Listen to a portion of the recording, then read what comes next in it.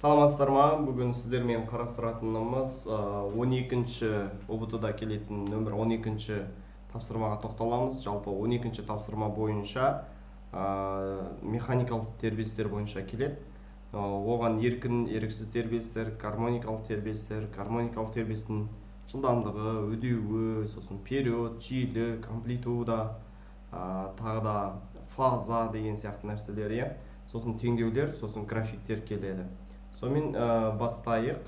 Бірінші сұрақ тербелістің жиілігінің белгіленуі. Тербеліс жиілігін біз нью деген әріппен белгілейміз. Т деп белгілейміз, ол период, фи дегеніміз ол фаза, лямбда дегеніміз ол толқын ұзындығы, білесіздер. Жақсы, енді келесі сұрағымыз графиктері суретте кескінделген екі материалдық нүктелердің тербелістері туралы дұрыс тұжырымдар. Енді бұл жақта, мына жақта басқа шыққан жері бірдей, екінші мына жерде бір қиылысып тұр, үшінші жерде бір қиылысып тұр. Бұл не деген сөз? Олардың периодтары бірдей деген сөз. Мына жер бізде периодтары бірдей деген мағына білдіреді. Енді жиіліктері бұл жерде әртүрлі емес, жиіліктері де бірдей болады. Амплитудалары енді көріп отырсыз, әртүрлі болады, фазалары тоже әртүрлі. Жақсы, суретте бейнеленген график бойынша нүкте тербелісінің А және Б нүктелеріндегі фазалар айырымы. А және Б нүкте дегеніміз мынау, ол дегеніміз бізде мынау жерді көресіз, бұл деген бізде 180 градус. Яғни 180 градус дегенімізді ол пимен белгілейміз, білесіздер. Міне осындай сұрақтар келіп жатыр. Жақсы, келесі сұрағымыз бізде тербеліс уақыты берілген. Тербеліс уақыты бізде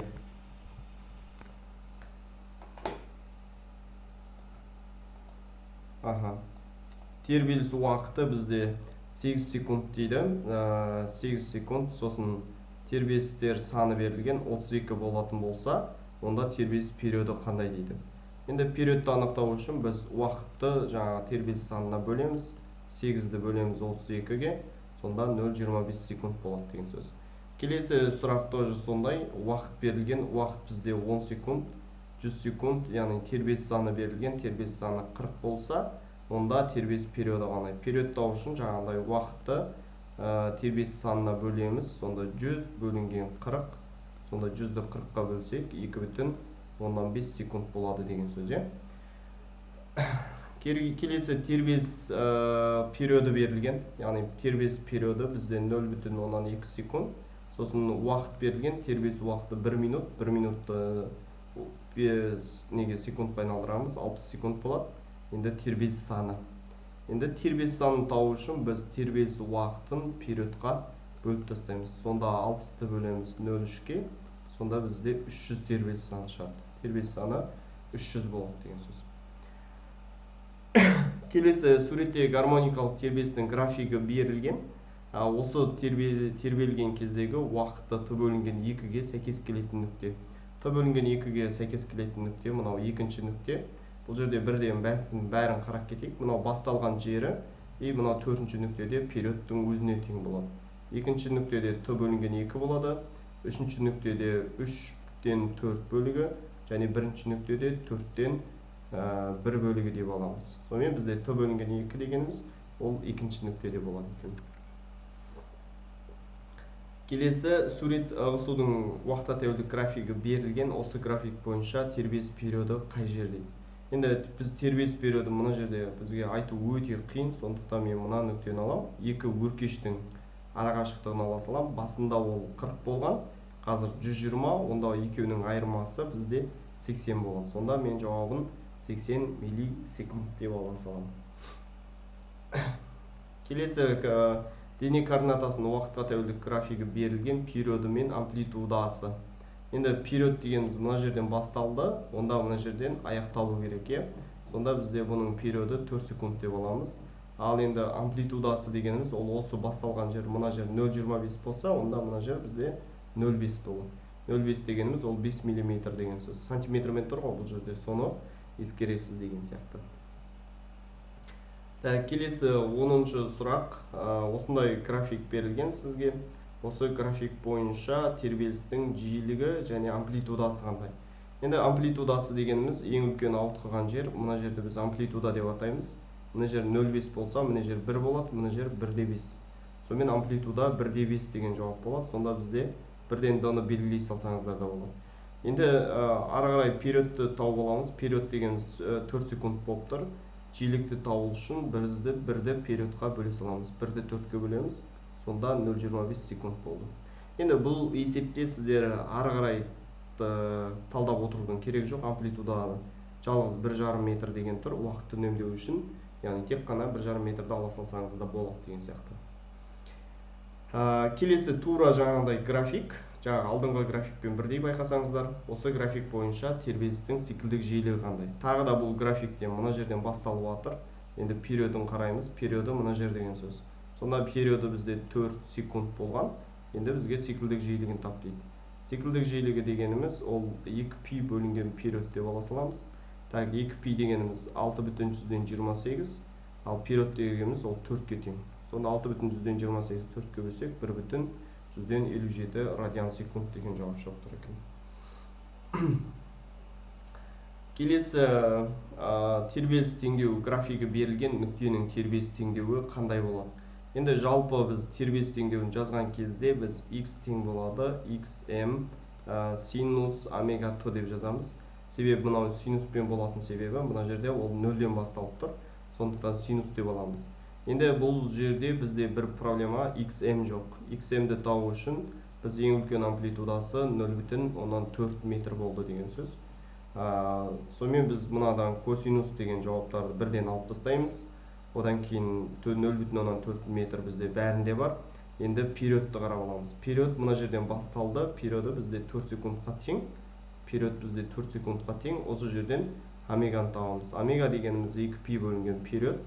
2π-ді біз 4 секундқа бөліп тастаймыз. Сонда π бөлінген 2 болады. Енді осы теңдеудің орнына қоямыз. Сонда 0,4 синус π бөлінген 2 t деген жауап шығады. Сонымен π бөлінген 2 дегеніміз ол 0,5 деген сөз. Сонымен жауап бізде А болды деген сөз. Келесі 13-ші сұрағымыз нүктенің тербелісінің теңдеуі берілген x тең болады. Жаңағы xm жаңағы алдыңғы теңдеу синус омега t. Циклдік жиілік тап дейді. Омеганың орнында 314 тұр.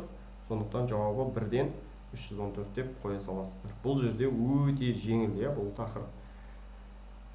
Келесі жылдамдыққа байланысты теңдеу берілген өзгеретін болса амплитуданың үдеудің амплитудасы деп айтып тұр. Жалпы үдеудің амплитудасы дегеніміз ол бізде xm, яғни амплитуда мен омеганың көбейтіндісі квадраттың, немесе жылдамдықтың амплитудасы мен омеганы көбейтеміз деген сөз.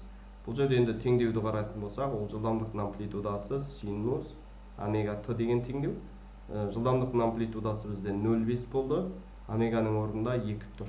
0,5-ті 2-ге көбейтем, сонда 1 метр секунд квадрат болады деген сөз. Міне осымен гармоникалық тербелістер аяқталды. Енді біз маятниктерге тоқталамыз. Суретте жіпке ілінген шардың тербелісі көрсетілген. Шардың жылдамдығы максимал мәнге ие болатын нүкте. Жылдамдығы максимал мәнге ие болатын нүкте ол екінші нүкте болады. Енді осы жерде бірден айтып кете салайын. Мысалы, бірінші және үшінші нүктелерде биіктігі максимал мәнге ие болады. Ондай болса, толық энергия ол потенциалдық энергияға тең, ал кинетикалық энергия 0-ге тең болады. Ал екінші нүктеде жылдамдығы максимал мәнге ие болады. Ондай болса, толық энергия кинетикалық энергияға тең болады, және потенциалдық энергиясы 0-ге тең болады. Міне осындай нәрселерді білу керексіздер. Сіздерге өте қажетті нәрселер. Так, енді осыған жаңағы алдыңдағы сүйене отырып келесі сұраққа жауап береміз. Суретте математикалық маятниктің бір тербелісі көрсетілген дейді. Егер А нүктесіндегі толық механикалық энергия 40 джоуль болса, Б нүктесіндегі кинетикалық энергиясы қандай болады? Жаңа Б нүктесінде айттым, толық энергия мен кинетикалық энергия бірдей болады. Толық энергия ешқашан өзгермейді. Сондықтан бұл жерде 40 джоуль деп ала саласыздар. Келесі маятниктердің енді периодтарына байланысты есептер екен. Ұзындығы берілген, ұзындығы 0,1 метр сантиметрді айналдырып жібердім. Енді сізге периодын тап дейді. Математикалық маятниктің периодын тапқан кезде біз 2π төрдің астында LG деп аламыз. Орнына қоямыз 6/128. L-дің орнына 0,1 бөлінген 10 дей салам. Сонда 0,628 секунд болады. Жауабы А болады екен. Келесі 18-ші есеп. Бірінші бізде үдеу берілген, үдеуі 2 метр секунд дейді. Сосын ұзындығы берілген, ұзындығы 0,4 метр болған. Енді маятниктің периоды қандай болады? Енді қараңыздар, бұл жерде негізі осындай маятник берілген, және маятниктің осылай жылжып жатыр. Оның ауырлық күші осылай тартып жатыр. Бұл жердегі горизонтал бағытта әсер ететін үдеуі беріп қойған, оны А дейміз. Мына жаққа тартып жатқан G деп аламыз. Сонда мынаны табу үшін біз гипотенуза косинусты Пифагор теоремасын қолданамыз. G' деп ала салайын. Ол G квадрат қосылған А квадрат. Енді орнына қоямын. G-дің квадраты бізде 100, А-ның квадраты бізде 4. Сонда екеуін түбірден шығаратын болсам 10,2 метр секунд квадрат болады. Ары қарай периодтың формуласына қоям. Ол бізде 2π түбірдің астында L бөлінген G ғой. Енді осы G-дің орнына G' қоя салам. Сонда 6,128. L-дің орнына біз жаңа 0,4-ті қойдық. Бөлеміз 10,2. Осының бәрін есептегенде бізде 1,125 секунд шығады. Жоқ, шамамен алған кезде. Міне, сәл енді кішкене ойланатын есеп деген сияқты да бұл жерде. Қалғандардың бәрі жеңіл болып отыр, байқасаңыздар. Так, оқушы математикалық маятниктің көмегімен еркін түсу үдеуін анықтау тәжірибесін жасады. Еркін түсу үдеуі үшін мына өрнекті қорытып шығарыңыз. Енді бізде математикалық маятниктің формуласы берілген. 2π түбір астында L бөлінген G. Түбірдің астын табу үшін екі жақты квадраттаймыз. Сонда T квадрат 4π квадрат. Бұл жерде түрлендіру сұрап тұр ғой. L бөлінген G деген формула. Осындай формула болып тұр. Енді осыны түрлендіру керек. G-ді табу үшін мына екеуінің орындарын ауыстыра саламыз. Сонда бізде G тең болады 4π квадрат көбейтілген L бөлінген T квадрат деген жауап болады. Сонымен бізде жауабымыз С жауабы болады екен бұл жерде.